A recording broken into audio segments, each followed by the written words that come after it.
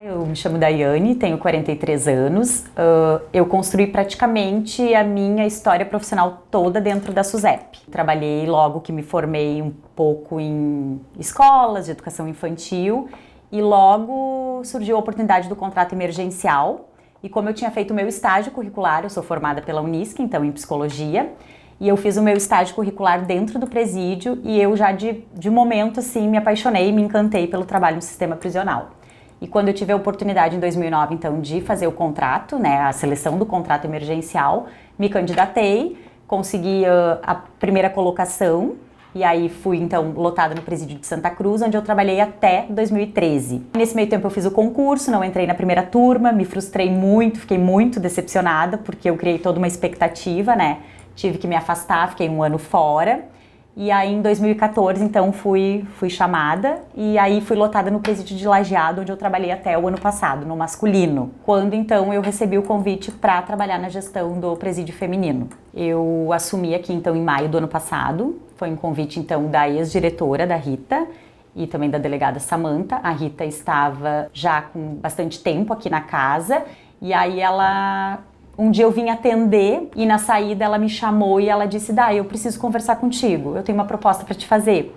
Só que eu nunca imaginei que seria né, esse convite e me pegou bem de surpresa, porque eu sempre trabalhei no presídio como psicóloga e nunca almejei questão de gestão, né? Eu gostava de fazer o meu trabalho, gosto, né? E não esperava isso. E aí eu disse pra ela: bom, Rita, tu me pegou muito de surpresa, eu preciso assimilar esse convite, né?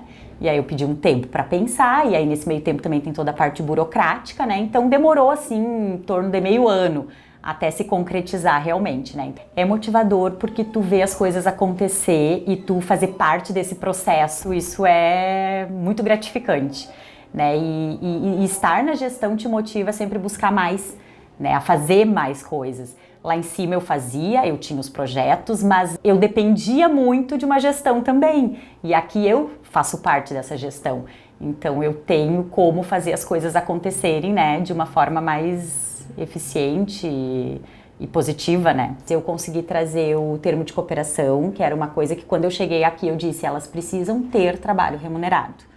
E aí a gente tinha ali o pavilhão com as máquinas de costura, eu consegui com um ateliê de calçados.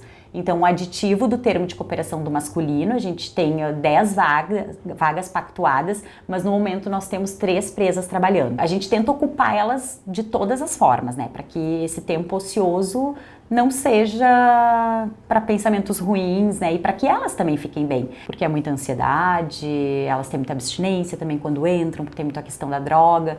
Então, estando ocupadas, a gente sabe que reduz, né, esses sintomas. Além da questão da nossa população, que são as presas, a gente tem todo o quadro de funcionários também, né, e a direção, ela abarca tudo isso, né, então eu que tenho que buscar essas coisas. No início, assim, eu fiquei um pouco apreensiva com isso, porque era uma responsabilidade e a gente sabe que se tu peca, se tu falha numa coisa, isso pode gerar um transtorno muito grande, né? Nós temos uma gestão e a Samanta é uma inspiração, não tem como deixar de falar, e eu gostaria de ser um pouco mais como ela, só que com as demandas da gente, assim, de casa, família, enfim, às vezes a gente não consegue se doar 100%, mas ela, assim, é uma motivação e ver que a nossa 8ª região é referência no estado, em projetos, em tratamento penal, né, que é a minha área.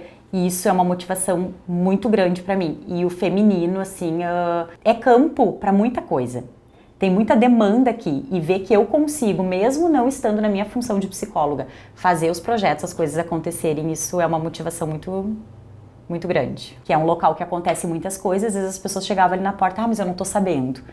Então, acho que a comunicação é bem importante. E eu tenho esse livre acesso com eles, assim, eu não sei se é em função do meu trabalho, por ser psicóloga, eles têm, assim, essa facilidade de chegar até em mim. Tu sabe que o estresse, ele gera diversas outras situações, né? Eu tive já a crise de ansiedade, né, em função de questões de trabalho, e eu tentei, assim, eu tive muita dificuldade no início, porque eu sou uma pessoa que eu levo muito as questões dos outros.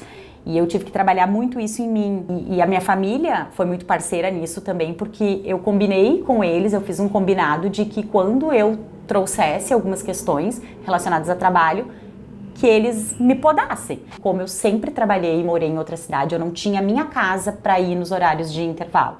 Então eu ia na academia, eu usei isso como estratégia também e me ajudou bastante. Eu tive um período de crise de ansiedade e a gente sabe bem como é, né? E tu sabe as estratégias, mas quando é contigo às vezes é um pouquinho, né, diferente. A gente sabe que ainda tem muitas barreiras, né? Ainda tem muito preconceito com relação a isso, mas as mulheres elas estão cada vez mais empoderadas, elas estão cada vez mais mostrando, né, o seu lugar nos espaços e eu acho que é confiar.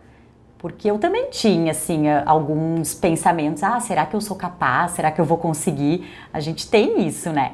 E eu cheguei aqui sem saber muita coisa. Sabia, mas ao mesmo tempo algumas coisas eu precisei aprender. Então eu acho que a persistência, né, e a coragem eu acho que é o fundamental.